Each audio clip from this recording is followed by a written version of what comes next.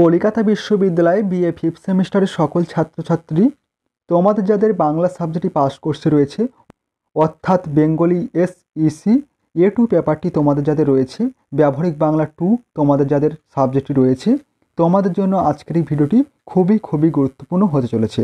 কারণ আজকের এই ভিডিওটিতে তোমাদের জন্য বাছাই করা খুবই গুরুত্বপূর্ণ একটি বড় 10 নম্বরের কোশ্চেনের অ্যান্সার নিয়ে আলোচনা করব।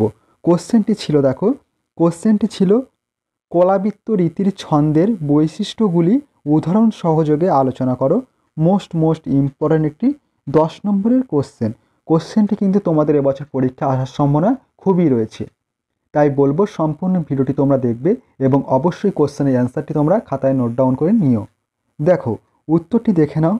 উত্তরে বলা হয়েছে কলাবৃত্ত রীতির ছন্দ, যে ছন্দের মূল পর্ব 4, 5, 6 বা 7 মাত্রার হয়, লয় হয় মধ্যম, নির্দিষ্ট ধ্বনি ঝঙ্কার থাকে এবং রুদ্ধ দল মাত্রই 2 মাত্রার হয়, তাকে মাত্রাবৃত্ত বা কলাবৃত্ত বা কলামাত্রা বা ধ্বনি প্রধান বা বিস্তার প্রধান ছন্দরীতি বলা হয়।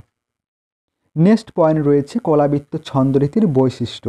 1 নম্বর বৈশিষ্ট্য, রুদ্ধ দলের প্রসারিত উচ্চারণ এই রীতির অন্যতম বৈশিষ্ট্য।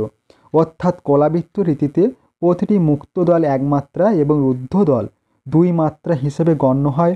2 নম্বর বৈশিষ্ট্য, কলাবৃত্ত ছন্দরীতির মূল পর্ব 4, 5, 6 বা 7 মাত্রার হয়ে থাকে।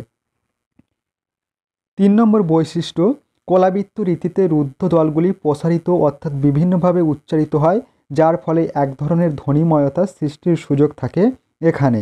তাই এই বৈশিষ্ট্যের দিকে লক্ষ্য রেখে অমূল্যধন মুখোপাধ্যায় একে ধ্বনিপ্রধান ছন্দ বলেছেন।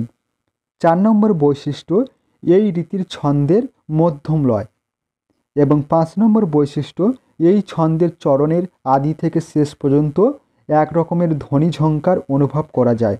6 নম্বর বৈশিষ্ট্য, কলাবৃত্ত রীতিকে অবলম্বন করে কবিরা দ্বিপদী, ত্রিপদী, চৌপদী, পয়ার, মহাপয়ার, মুক্তক প্রভৃতি ছন্দরূপের বিচিত্র সম্ভার সাজিয়ে তুলেছেন।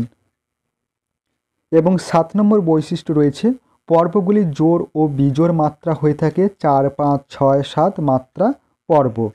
এরপর দেখে নাও কলাবৃত্ত ছন্দরীতির উদাহরণ দেখে নাও।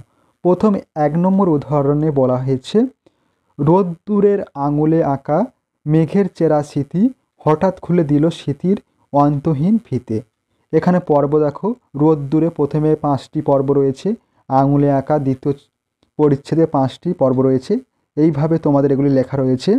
এরপর দেখে নাও 1 নম্বর বলা হয়েছে পর্ব সমান 5 মাত্রার পূর্ণ পর্ব, 2 মাত্রার অপূর্ণ পর্ব রয়েছে এই উদাহরণে, এবং চরণ রয়েছে 2 পর্বের চরণ, এবং স্তবক রয়েছে 4 চরণের স্তবক, এবং 4 মাত্রা রয়েছে প্রথম ও তৃতীয় চরণে মাত্রা বিন্যাস, দ্বিতীয় ও চতুর্থ চরণে মাত্রা বিন্যাস, মিল দ্বিতীয় ও চতুর্থ শ্রেণীর মিল রয়েছে, এবং 6 নম্বর লয় হচ্ছে মধ্যম লয়, এবং 7 নম্বর রীতি হচ্ছে কলাবৃত্ত ছন্দ রীতি। নেক্সট উদাহরণ 2 নম্বর উদাহরণ রয়েছে, হে মহাজীবন আর এ কাব্য নয়, এবার কঠোর গদ্য আনো, পথ লালিত্য ঝঙ্কার মুছে যাক, গদ্যের কড়া হাতুড়িকে আজ হানো। এখানে পর্বগুলি এভাবে তোমাদের সাজানো রয়েছে। প্রথম দেখো হে মহাজীবন, এখানে 6টি পর্ব রয়েছে, এবং নেক্সট আর এ কাব্য, এখানেও 6টি পর্ব রয়েছে, এবং 9 এখানে 2টি পর্ব রয়েছে। এইভাবে তোমাদের এটি সাজানো হয়েছে, পর্বগুলি এখানে সাইডে দেওয়া রয়েছে।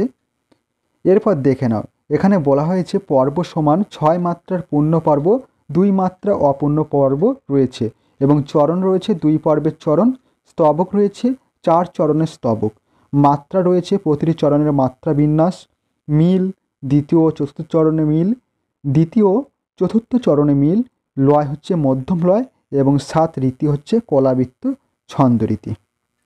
এই ছিল তোমাদের সম্পূর্ণ কোশ্চেনটির অ্যান্সার। তোমাদের কলাবৃত্ত ছন্দরীতির বৈশিষ্ট্য এবং উদাহরণ আলোচনা করা হলো। মোস্ট ইম্পর্ট্যান্ট একটি কোশ্চেন। তোমরা অবশ্যই কোশ্চেনের অ্যান্সারটি খাতায় নোট ডাউন করে নিও এবং ভালোভাবে প্র্যাকটিস করো। অবশ্যই তোমরা কোশ্চেনটি তোমাদের পরীক্ষার খাতায় কমন পেয়ে যাবে।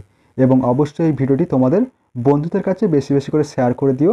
এবং তোমরা যারা আমার এই চ্যানেলে নতুন আছো, অবশ্যই তোমরা চ্যানেলটি সাবস্ক্রাইব করে রেখো এই ধরনের গুরুত্বপূর্ণ ভিডিও আরও পাওয়ার জন্য।